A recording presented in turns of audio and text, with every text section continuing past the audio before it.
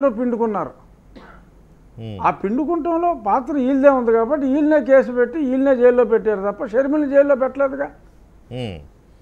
జైల్లో ఉన్నప్పుడు షర్మిల పార్టీ కోసం తిరిగింది, జైల్లో పెట్టలేదుగా. మీరు అన్నట్టు జైలు జీవితం అనుభవించింది జగన్ కాబట్టి దాని ఫలం కూడా నాకే రావాలని జగన్ భావించాడు. మీరు అర్థం చేసుకోవాలి. నాకు అర్థం నాకు కొంచెం అంటే జైలు శిక్ష జగన్ అనుభవించాడు. ఫైనాన్షియల్ గా అంత మెచ్యూరిటీ లేదులే అర్థం చేసుకోవడానికి, టైం పట్టుద్ది ఆ షాక్ నుంచి బయట టైం. అయితే ఇప్పుడు ఇది జగన్మోహన్ ఏదైతే డబ్బు సంపాదించాడో చెప్పండి జైలుకి వెళ్ళాడు ఆయన.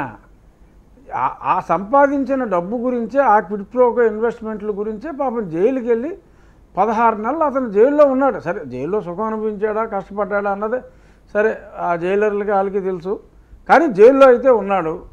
సో కాబట్టి జైలుకి వెళ్ళింది నేను, ఏ డబ్బు అయితే నేను తినేసానని చెప్పారో ఆ జైలు శిక్ష నేను అనుభవించాను కాబట్టి ఆ ఫలం నాదే.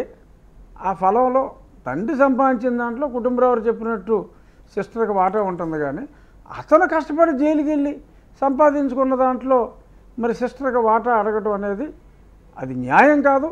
ఇతను ఇవ్వటం ధర్మం, కానీ అడగటం న్యాయం కాదు అనేది నా భావన. మళ్ళీ ఇదేంట్రా బాబు పార్టీ ఫిరాయిస్తున్నాడని అనుకోవద్దు. అట్టేం లేదులే, లాజికల్ కంక్లూజన్ చెప్పారు మీరు.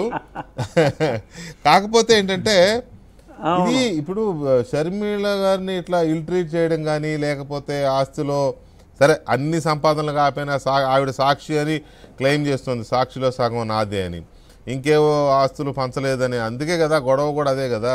అట్లాగే పార్టీ పరమైన గౌరవం దక్కలేదనేది కూడా ఇంకొక సెకండ్ ఇది.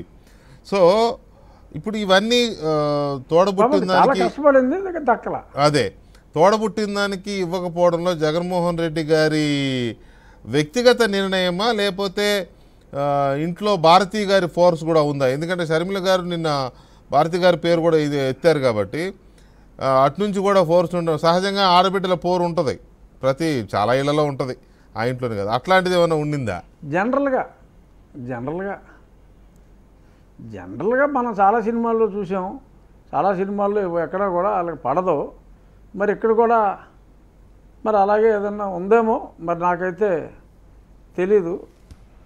నాకు సిస్టర్స్ లేరు కాబట్టి మాకంతా మగపిల్లలమే. మాకు ఇలాగా ఈ ఆడపడుచులకి వీళ్ళకి ఉండే ఇబ్బందులు పర్సనల్గా నాకు తెలియదు, సినిమా నాలెడ్జే. సినిమాల్లో అయితే మరి ఇలాంటివి చూసాం కాబట్టి ఉండొచ్చాము.